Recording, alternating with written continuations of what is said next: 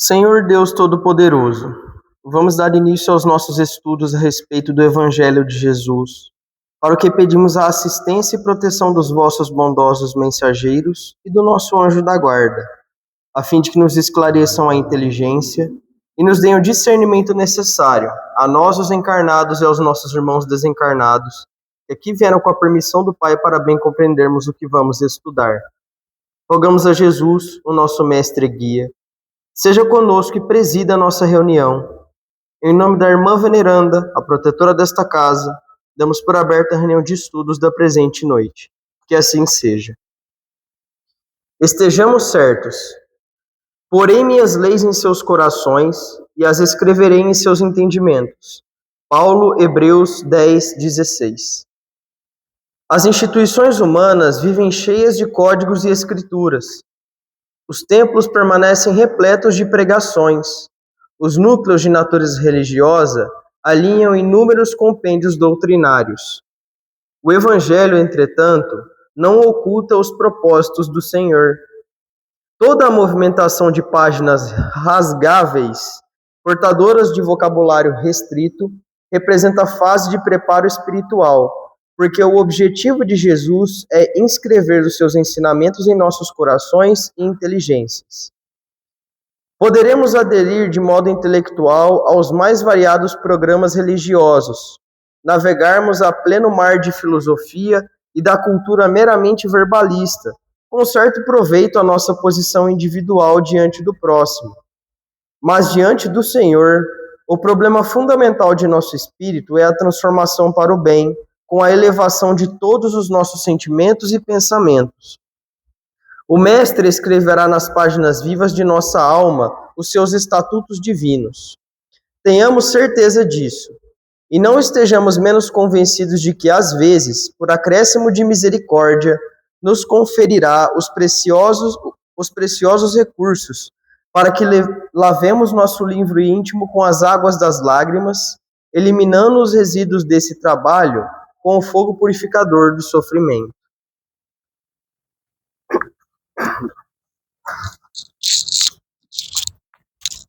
Pai nosso que estais no céu, santificado seja o vosso nome, Senhor.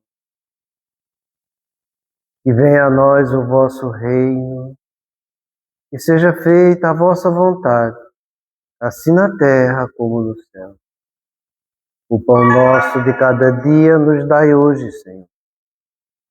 Perdoai as nossas ofensas, assim como nós perdoamos aos que nos têm ofendido.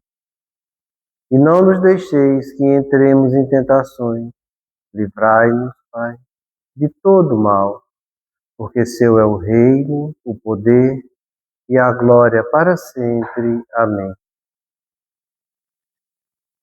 Espíritos esclarecidos e benevolentes, bondosos mensageiros de Deus, que tendes por missão assistir aos homens e conduzi-los pelo bom caminho, sustentai-me nas provas desta vida.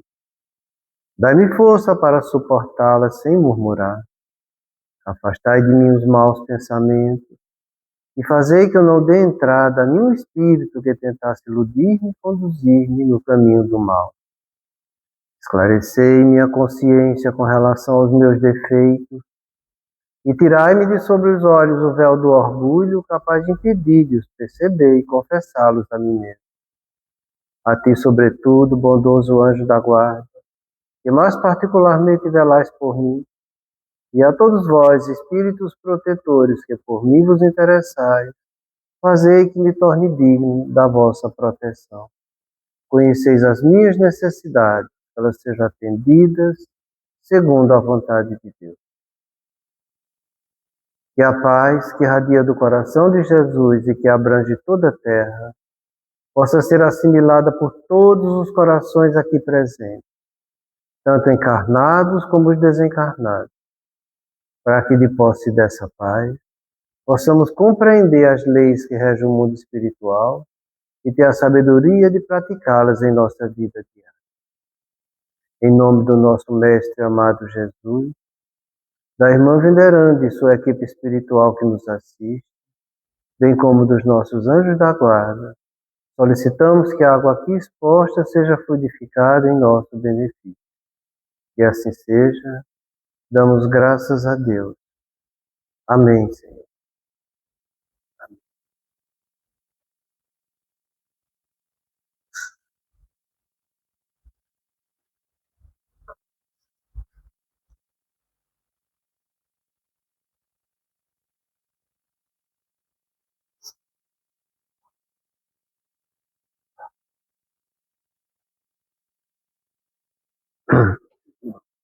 Boa noite a todos.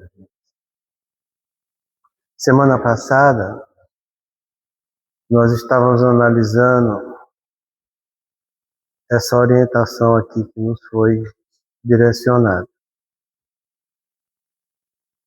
E a gente está fazendo uma análise mais profunda de como deve ser a cura dos nossos problemas.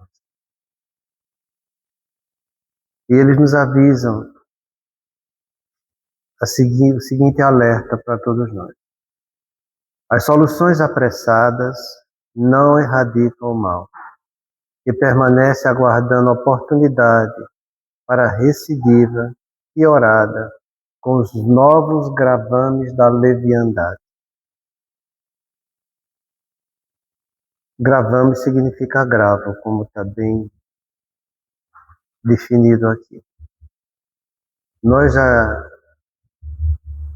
estudamos várias vezes que uma das nossas crenças que gera o nosso auto-engano são as mudanças bruscas e intempestivas.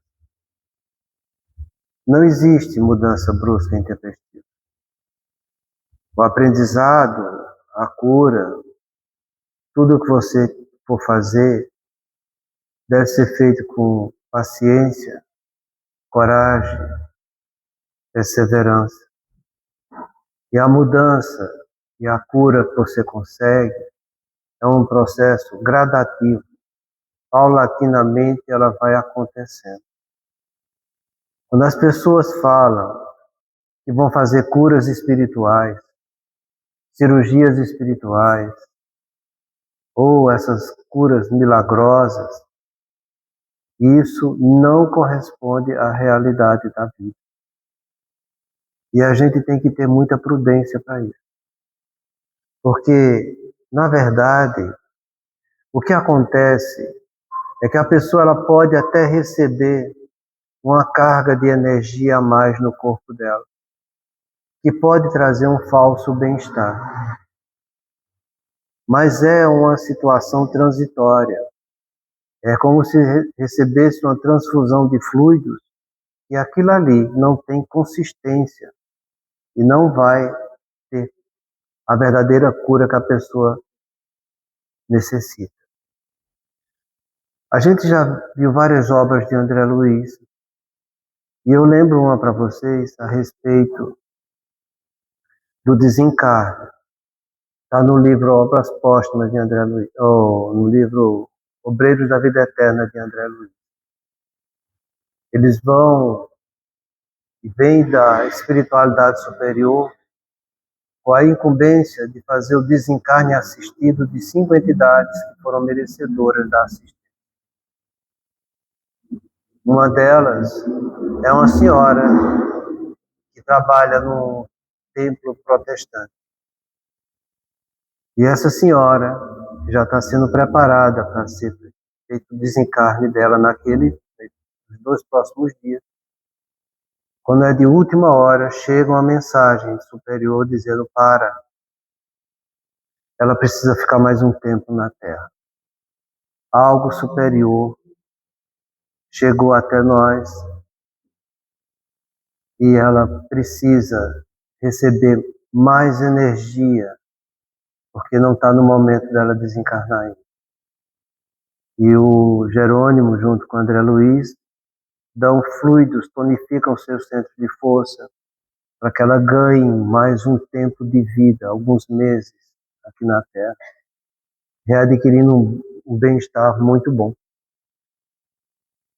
Na verdade, essa irmã não desencarnou em virtude de um afilhado dela, e era uma criança. E também da filha dela que estava grávida e não sabia. E a entidade que iria reencarnar seria justamente a futura esposa dessa criança, que iriam dar continuidade à obra no templo dela. E o desencarne dela poderia gerar um descontentamento tão grande que a sua filha poderia abortar. Então, em virtude da conservação da gravidez, para evitar traumas naquela alma que era missionária, foi postergado a vida dessa criatura. Mas o que eu quero que vocês entendam é que a vida ela pode ter suas moratórias. Você pode receber cargas energéticas e você prolongar mais a vida no corpo. Então você, quando projeta sua energia para o outro, e você está dando o que é seu para o outro, isso sem ter envolvimento espiritual, é o que a gente chama de transmissão de fluido magnético, que se baseia nos trabalhos de Mesmer, que é comprovado cientificamente. E Kardec fala para nós, no nosso Evangelho, que a pessoa que dá fluido seu, da sua vida para o outro, se ele quiser, ele pode cobrar, porque ele está dando da vida dele para o outro. Ele não está dando o que é dos espíritos, não. O que é diferente de nós na casa espírita é que é o passe misto, né? É o trabalho misto entre nós encarnados e os desencarnados. Que tonificam muito essa transmissão de fluido e que, no lugar da gente se desgastar com a nossa energia que a gente está passando, muito pelo contrário, a gente recebe energia a mais deles para poder ser tonificada e projetada naquela criatura.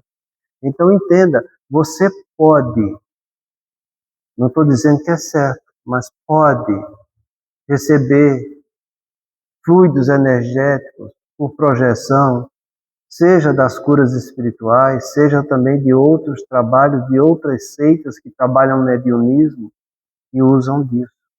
Mas não quer dizer que você ficou curado. A gente precisa compreender, e como já temos falado aqui, que o que vai trazer a saúde ou a doença para nosso espírito são as condutas que o espírito toma. Quando ele toma uma conduta equivocada, não só a consciência dele fica maculada diante da lei de Deus, mas esse equívoco que ele fez fica gravado no seu corpo espiritual. E isso que ficou gravado no corpo espiritual gera doença no seu perispírito. E a doença do perispírito vai ser passada para o seu corpo físico, quando você está encarnando.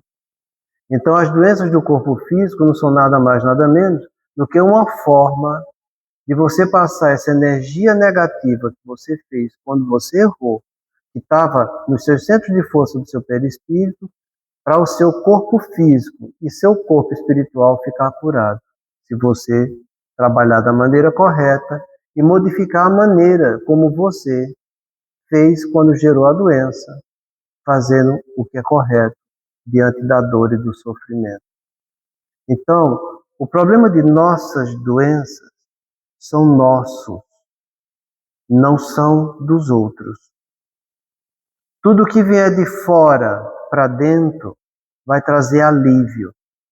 A cura é você mudar a maneira de viver e de encarar. Mas não é assim que as pessoas explicam para os outros. E muitos que são verdadeiros falsos cristos e falsos profetas vendem uma imagem que não corresponde à realidade. Então você pode ter uma melhora transitória, porque você recebeu energias a mais. Mas que com o passar do tempo, essas energias vão se desgastando, porque não tem a fonte nutridora dela que depende do teu espírito, que é quem está alimentando o teu corpo físico. Então, com o passar do tempo, a doença volta, e é como ele diz aqui, ela vai recidivar, piorada, com os novos gravames da leviandade. Então não é só a doença voltar, é que ela volta de uma forma mais agressiva. Por quê? Porque a sua leviandade e a leviandade do outro vai ter um preço para pagar por isso. Quanto mais você retarda para tratar uma doença, mais essa doença vai se agravando. E se você falseia algo em cima dela, quando ela retornar, você vai estar despreparado para aquilo que está voltando de uma forma mais agressiva. Então você vai ver que você não ficou curado, você vai ver que a doença está pior, e você vai ver que você não tem como fugir da verdade. Isso vai te causar uma grande desilusão. E essa desilusão é motivo para você entrar em desespero. Porque você perde a esperança daquilo que você alimentou, achando que estava ficando curado, e não ficou. Isso, com essa desesperança, vai vir um sentimento de tristeza e de angústia diante da frustração que você está vivendo. É por isso que a gente chama de desespero. E o desespero, ele nos afasta de Deus. A porta mais segura da gente se comunicar com Deus é a fé no amanhã, que é a esperança. Sem fé no amanhã, não tem como eu vencer as dificuldades hoje. Eu preciso de uma luz mostrando para mim o caminho que vai iluminar a estrada da doença que eu preciso corrigir. A esperança, ela nasce da consciência do futuro, a consciência que eu tenho do amanhã. É a esperança que faz com que eu saiba que existe um Deus no mundo espiritual, que eu sou um espírito e que eu sou imortal como espírito. É a esperança que mostra para mim que nem tudo acaba aqui na Terra. Quando você destrói essa esperança, você destrói sua comunicação com o que é divino. Você destrói tudo aquilo que você deveria fazer da maneira correta para se corrigir e você fica perdido dentro de você. Eis o que a gente chama de vazio existencial, que é o fundo da depressão que a pessoa vai viver pelas próprias escolhas equivocadas que ela fez com ela mesma. Então, em cima dessa orientação, o Alírio nos fala: as pessoas têm uma melhor ilusória, acham que estão curadas, mas a doença volta com força maior. E algumas até se suicidam por terem abandonado o seu tratamento. Não é à toa que ele fala isso.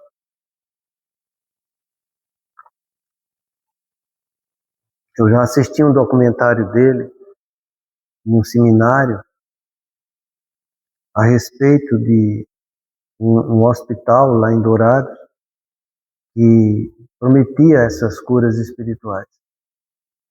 E não foi só um paciente que abandonou o tratamento médico e internou, saiu, e quando saiu, achando que estava curado, teve a recidiva grave da doença e chegaram a se matar.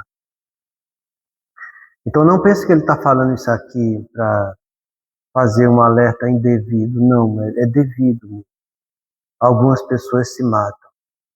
A pessoa não deve jamais ser um meio de destruir a esperança do outro. Eu falo já para vocês isso aqui. A esperança é o que nos conecta com Deus. O desespero, a falta de esperança, já falei e torno a falar no livro Ação e Reação de André Luiz, quando ele está na igreja, no templo lá, e que existe um parlatório. E no parlatório, as pessoas que trabalham dentro da casa de auxílio, eles vão para o parlatório ajudar os desesperados. Porque eles, em seu desespero, a camada energética dele, por não ter essa perspectiva de um amanhã melhor, não consegue penetrar dentro do templo para fazer a oração lá, onde só tinha luminosidade e a ajuda da espiritualidade superior. Então, nunca deixe você entrar em desespero. E se por acaso, algum momento da tua vida, este sentimento de falta de esperança bater em teu coração, para, pensa e reflete com carinho, para que você volte a entender a verdade do que você é, que todos nós somos filhos de Deus, espíritos imortais, aprendizes da vida. Nas horas de dores e de angústia, o pior que seja, olhe para você como um espírito imortal, passando por uma experiência humana, muitas vezes dolorosa, que você causou para si mesmo. Porque Deus não causa dor nem sofrimento para ninguém. Nós é que causamos como fugimos do caminho que Ele fez para cada um de nós. Então, olhe para você como espírito imortal. Pense com lucidez que você é o Filho de Deus. E, acima de tudo, você está aqui para aprender com a vida. Então, essa dor e sofrimento que você está passando, essa situação angustiosa que você está vivendo, é para que você, em cima disso, faça o bem. Pratique o amor para consigo mesmo e para com todos em sua volta. Porque só praticando o bem é que a gente vai voltar para o caminho que Deus fez para todos nós. Só existe esse caminho que leva até Deus. É o caminho do amor, é o sentimento que predispõe a fazer o bem do próximo. E nesse próximo, entenda, você como espírito imortal é o que tem mais próximo da personalidade que você tem hoje. Então faça o bem para o seu espírito, para a sua personalidade hoje, pensando como espírito imortal que você é. Você fazendo isso, você vai estar se reconectando com as energias boas que está sempre em volta de nós, mas que muitas vezes a gente fecha a nossa porta. E você voltando a pensar da maneira correta, melhora e faz com que seu intercâmbio mental retorne para a polaridade positiva da vida. E lá você vai receber as energias que precisam para que você pacientemente e corajosamente faça aquilo que está ao seu alcance e que depende de você fazer. Porque se você fizer sua parte, fique tranquilo, Deus também vai fazer a parte dele. Então, um alerta que serve para todos nós é que toda vez que se busca a superficialidade, estaremos complicando a vida. Precisamos da mudança interior, que é a atitude profunda de autotransformação. Não seja pueril, não viva de superficialidade. Viva trabalhando o seu ser existencial essencial, porque é aí que está o problema da sua vida. Uma coisa é eu conviver com circunstâncias que podem me melhorar. Outras coisas é eu viver com a existência que existe em mim, que é o que vai trazer a minha cura. Quando você se envolve com circunstâncias, você está vivendo de superficialidade. Quando você se envolve com a sua essência, com o seu ser existencial essencial, você está trabalhando a sua profundidade como filho de Deus. Então, que a gente saia da superficialidade e que encontre momentos de trabalhar essa profundidade que depende de cada um, porque cada um é que é construtor de si mesmo, sabe?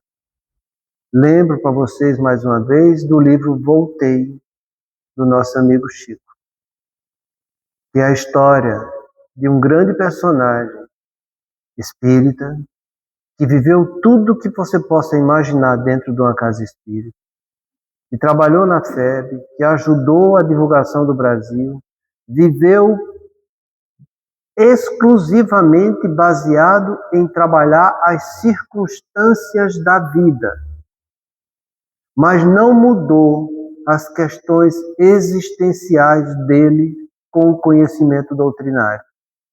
E o que é que aconteceu? Ele desencarnou e teve assistência da espiritualidade no seu retorno ao mundo espiritual. Isso em virtude do trabalho circunstancial que ele fez. Mas quando ele olhou para ele mesmo e viu que ele não tinha luz nenhuma e que todos em volta dele resplandeciam em luz, ele entendeu que trabalhou para os outros, mas não trabalhou para ele mesmo. Isso foi causa de um transtorno depressivo no mundo espiritual que ele teve que enfrentar. Se você acha que espírito não tem depressão, você está enganado. Tem, e tem muito, tá? E não pense que são poucos, não. Então, o nosso amigo teve que trabalhar consigo mesmo para poder retornar e ver como eram as questões existenciais que ele deveria ter feito com ele mesmo. Ele levou a vida inteira na superficialidade da vida. Inteira. Espírita renomado, que só fez o bem para todo mundo, mas não fez o bem que ele deveria fazer para ele mesmo, daquilo que ele ensinava para os outros. Que a gente fique de alerta com isso, porque a tendência do nosso ego é trabalhar nos opostos do caminho correto. Ou ele fica na superficialidade, trabalhando o pseudo-amor, onde ele vai exercitar o fingimento e o sentimentalismo, ou ele parte para o desamor, agindo com indiferença diante da vida e muitas vezes com crueldade e revolta, não aceitando as expiações que a vida dá. Que a gente seja responsável pelos nossos atos, pratique nosso autoconhecimento, olhe em cada um de nós, espírito imortal que nós somos, e trabalhe o sentimento de aprendiz, realizando o dever consciencial que precisamos colocar em prática diante das circunstâncias da vida. Só assim a gente vai estar progredindo espiritualmente. Quanto a você ficar preocupado se a gente vai ter cura ou não vai ter cura numa casa espírita, porque até agora eu falei para você que a cura não é desse jeito. A gente vai ver que existe cura na casa espírita. Cura da seguinte forma: em consequência, toda reunião espírita séria e nobre é de cura, porque as energias que se movimentam no ambiente possuem qualidades que proporcionam o refazimento das organizações físicas, emocional, psíquica e espiritual daquele que ali se encontra. Então, não precisa você fazer com especificidade reuniões de cura como as pessoas falam. Venha para uma reunião que seja séria e nobre. Essas são as duas condições que ele alerta. E não pense que é ele que está alertando isso. Quando você vai ler as reuniões, o estudo a respeito de mediunidade, no livro dos médiuns, no antepenúltimo capítulo, que é das reuniões, Kardec fala justamente isso aí, que as reuniões devem ser reuniões sérias e trabalhadas com nobreza. Porque nessas reuniões a espiritualidade superior vai estar sempre presente, trazendo tudo aquilo que a gente precisa. Sério é algo ou alguém que é austero, comprometido e sem brincadeira. E aqui a gente vai precisar pensar um pouco. A austeridade diz respeito a princípios, não diz respeito à pessoa em si, mas aos princípios que essa pessoa trabalha para exercitar na sua vida e na vida em que ele vive no relacionamento com os outros. Então, você tem no seu livro dos Espíritos caracteres do homem de bem. Você tem no seu Evangelho uma dissertação que Kardec faz em cima dessa orientação do homem de bem. É lá que está tudo que a gente precisa trabalhar. Porque o nome já diz, homem de bem. Qual é o caminho que Deus fez para o filho dele? O bem. Então, como o homem deve se comportar? Fazendo o bem. Quer ser espírita? Quer ser sério? Quer ter austeridade? Vá lá, leia o que está no livro dos Espíritos. Volte para o seu Evangelho e veja lá caracteres do homem de bem que Kardec fala quando ele disserta a respeito dos bons espíritas. Explica direitinho como cada um de nós deve fazer. É isso que é austeridade. Muitas vezes as pessoas veem os outros trabalhando com austeridade e acham que as pessoas são rígidas. Isso não é austeridade. Rigidez é uma coisa, austeridade é outra, tá entendendo? O rigor de princípios é eu trabalhar em busca de algo superior para mim. A pessoa que é rígida, que ela é inflexível, é aquela pessoa que não quer mudar. É totalmente diferente uma coisa da outra. Eu sei porque muitas vezes já me chamaram desse jeito, sabe? E quando começaram a falar para mim desse jeito, eu fui atrás de estudar isso, e já faz muitos anos isso. E eu aprendi a diferença entre uma coisa e outra. E depois que eu vi a diferença, isso me trouxe um alívio muito grande, sabe? Porque as pessoas que falavam que eu era uma pessoa muito rígida, inflexível, essas coisas desse jeito, eram pessoas que eram muito íntimas minhas e que fazia parte da minha vida, sabe? Então eu comecei a ver, aos poucos, que, na verdade, não era aquilo que aquela pessoa estava querendo falar para mim. Na verdade, ela estava sendo mal influenciada para tentar me influenciar também. Então isso me trouxe um grande alívio, porque fez com que eu continuasse cada vez mais trabalhando no caminho de trazer princípios nobres para a minha vida. E vivendo isso, me trazendo muita alegria e muito contentamento. Porque eu sabia que eu fazendo desse jeito, eu estava fazendo correto para mim e para todos que estavam envolvidos comigo. E com o passar do tempo, parece brincadeira, mas aos poucos essas pessoas que convivem conosco, vendo essa firmeza de propósito, começaram a entender que não era rigidez do modo que elas pensavam e diziam, que era só um pouco de austeridade que a gente tinha com rigores de princípios para a nossa vida ainda. Rigor de princípio é eu saber que eu tenho algo correto para fazer, que eu preciso me corrigir daqueles vícios morais que eu tenho, ou vícios físicos, e eu me fortalecer desse princípio para vencer os meus vícios. É isso que ele está falando de uma reunião séria. Então, numa reunião séria, a gente tem que trazer princípios para que as pessoas entendam e encarem o rigor desses princípios em suas vidas. A gente vai facilitar o entendimento dos princípios, mas a gente vai dar a ferramenta para ela. Mas a ferramenta quem vai usar é ela, não somos nós. Porque cada um, como eu já falei aqui, é construtor de si mesmo. Mas não é só você ter rigor de princípio. É você ser comprometido com os princípios.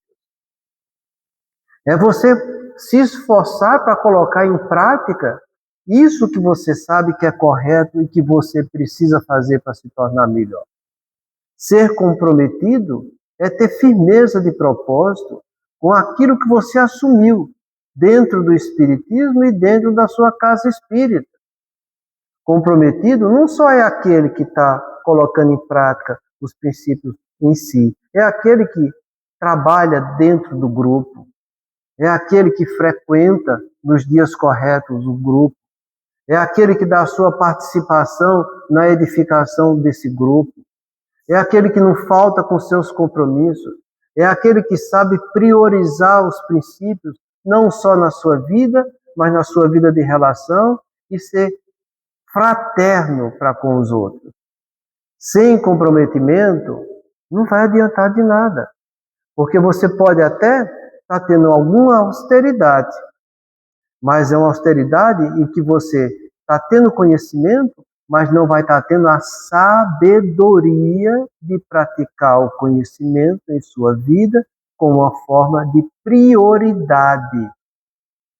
Porque as mudanças que a gente tem que fazer em nós precisam ser priorizadas. Se você não prioriza a mudança, você está priorizando aquele comportamento que você deveria mudar e que não vai estar mudando.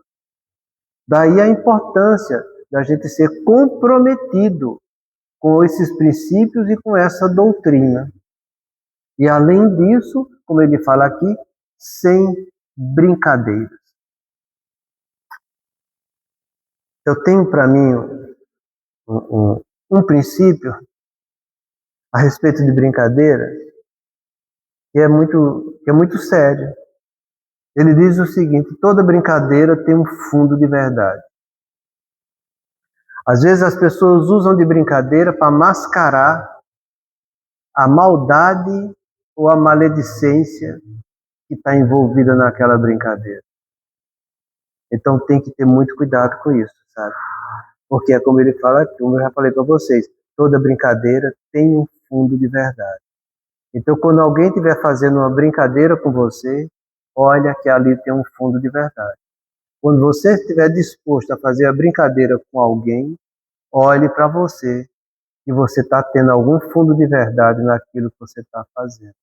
Então, quando uma reunião espírita é séria, quer dizer, tem rigor de princípio, quando essa reunião tem comprometimento com a doutrina, quando essa reunião encara a coisa sem brincadeira, aí sim, você está mostrando para si mesmo que você está realizando mudanças em sua vida. E quando você realiza mudança, são questões existenciais, essenciais que você está fazendo para si mesmo. E a espiritualidade vendo esse esforço de sua parte, porque toda mudança precisa de esforço. Fazendo esforço para se reeducar, se reestruturar, se tornar uma pessoa melhor, cumprir com as suas obrigações, eles vêm nos ajudar. E a ajuda sempre é bem-vinda, porque vai suavizar as nossas dores e os nossos sofrimentos. Eles não vão evitar nossas dores. Eles não vão evitar nosso sofrimento, mas a coisa vai ser suavizada. Se tinha um peso X, vai ser X dividido por 2, por 3, ou seja lá quanto for, mas vai ser dividido.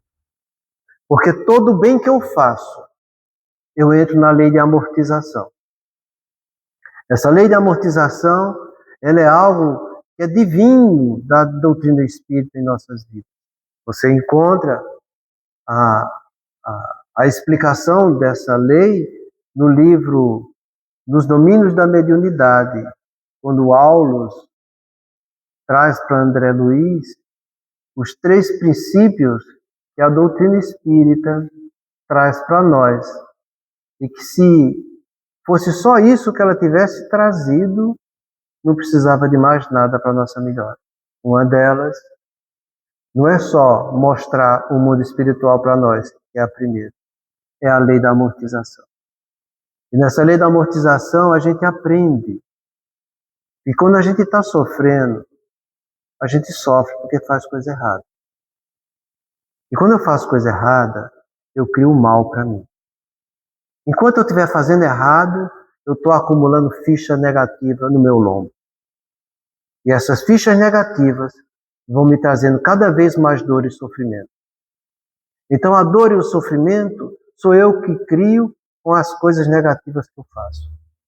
E aí, quando eu estou sofrendo, eu paro, penso, reflito, porque eu preciso parar de fazer errado.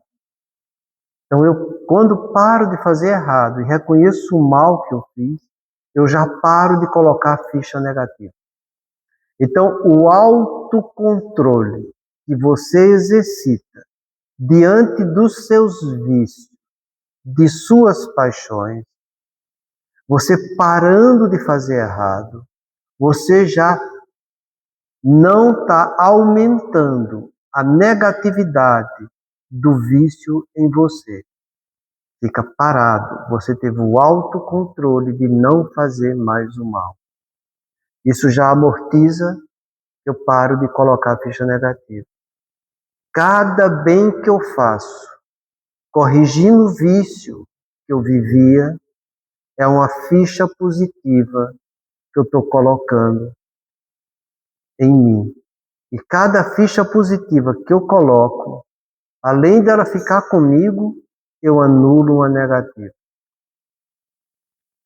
Quando você faz o bem, você ganha 3 vezes. Você para de botar ficha negativa. Você está colocando ficha positiva. E você está anulando uma negativa. A gente só ganha fazendo o bem. Por isso que é o caminho que Deus fez para os filhos dele. Quando você faz o mal, você só perde. Então, a partir dessa lei da amortização que eu te expliquei, entenda essa frase que eu tenho para mim e quero gravar, e estou gravando ela para minha imortalidade. E gostaria que vocês gravassem também. O espírito sofre por todo mal que faça, o que dê causa que aconteça. Por todo bem que deveria ter feito e não fez. E por todo mal que decorreu de não ter feito esse bem. Essa é o princípio da lei da amortização, que o nosso amigo Aulos explica no livro Nos Domínios da Mediunidade. Então, enfrenta isso. Vá atrás de coisas sérias, coisas que tenham princípios. Não se espelhe nos outros, se espelhe nos princípios que são bons da doutrina. Eles que devem ser o norte. Eu sempre falei nessa casa, o ponto de união que existe nos trabalhadores da doutrina espírita é a própria doutrina. Não é o trabalhador, é a doutrina. A gente tem que primar pela doutrina, pelos princípios da doutrina, trazer cada um deles para a nossa vida com comprometimento e agindo sem brincadeira. Porque é assim que a gente deve fazer conosco e é assim que a gente deve ensinar a todos aqueles que querem aprender conosco. Porque aqueles que não querem aprender os princípios, aqueles que não querem ter comprometimento, aqueles que encaram a doutrina mais como brincadeira do que com seriedade, paciência. Esses eu não quero perto de mim. Não quero. Eu quero coisas melhores junto comigo. Por quê? Porque Jesus também foi seletivo. Ele escolheu aqueles que iam conviver com ele. Tinha uns 500 que acompanhavam. Desses 500, tinha uns 70 que eram mais fiéis. Desses 70, eu tinha 12 que ele escolheu. Nas horas de dificuldade, eram só 3 que ficavam com ele, como no Monte Tabor. E na hora principal da sua vida, era ele e Deus. Foi quando ele orou no Jardim das Oliveiras. Então a gente deve escolher nossas companhias.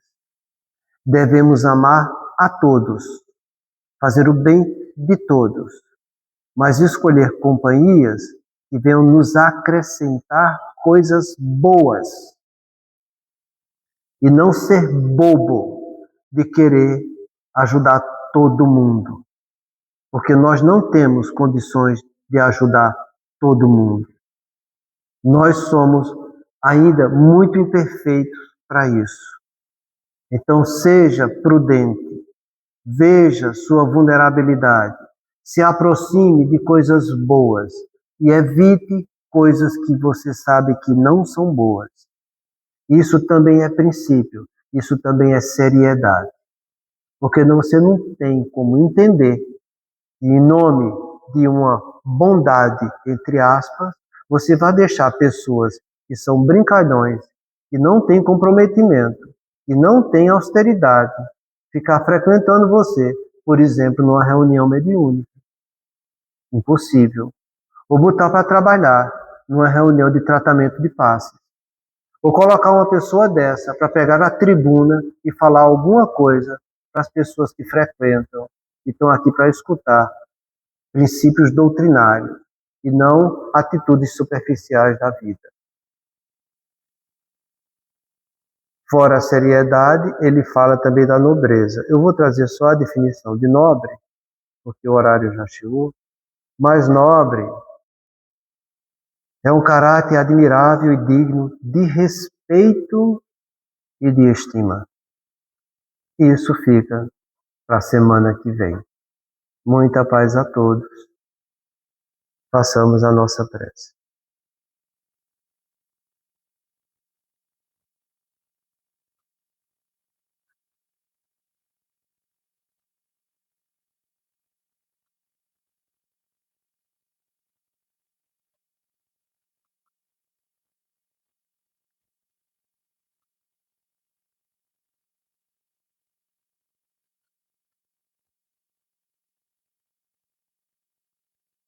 A coragem da fé. Bezerra de Menezes. A mensagem perseverai. Cai muito bem com o que foi lido e estudado hoje. Filhos, perseverai no testemunho da fé espírita, que abraçaste ante a revivescência do Evangelho do Senhor. Não recueis ante as provas que vos são necessárias ao burilamento. Sustentai a coragem na luta, conscientes de que toda conquista no domínio do Espírito reclama esforço e sacrifício continuado. Ninguém ascende aos cimos de passo preso à retaguarda. A doutrina espírita liberta o pensamento. No entanto, aquele que procura superar o comodismo intelectual de séculos sempre encontrará oposição. É natural, pois, que as trevas conspirem contra os vossos anseios de elevação. Os espíritos, quer encarnados, quer desencarnados, habituados à mesmice em que vivem, haverão de pelejar para vos desalentar em vossos novos propósitos da existência. Muitos vos tentarão com o imediatismo dos prazeres mundanos e com as facilidades materiais do caminho. Outros urdirão sofisma com o intento de vos afastar dos objetivos superiores que concentraste na necessidade da renovação íntima. Sem que percais de vista a trajetória do Cristo, não ouvideis que a obra da redenção humana diz respeito a cada espírito em particular. A hora do testemunho é uma hora solitária. Em torno há culpos e injúrias, hostilidades e incompreensão. Não raro, amigos e companheiros permanecerão à distância, vos contemplando as reações. Convosco não tereis por escora, na áspera subida, outra que não seja a cruz que vos pesa nos ombros. Quase ninguém vos verá o pranto que se vos escorre na face, confundindo-se com o suor derramado no cumprimento do dever. Inevitável a sensação de extremo abandono dos homens, que vos deve induzir a bem maior confiança em Deus. Filhos, não permuteis o que é eterno pelo que é transitório. Embora sob duros reveses, insisti na prática do bem aos semelhantes, e tomai a iniciativa do perdão, na certeza de que o tempo urge e que, ao termo de vossa caminhada sobre a terra, não tereis outro céu que não seja o da consciência tranquila. Muita paz a todos.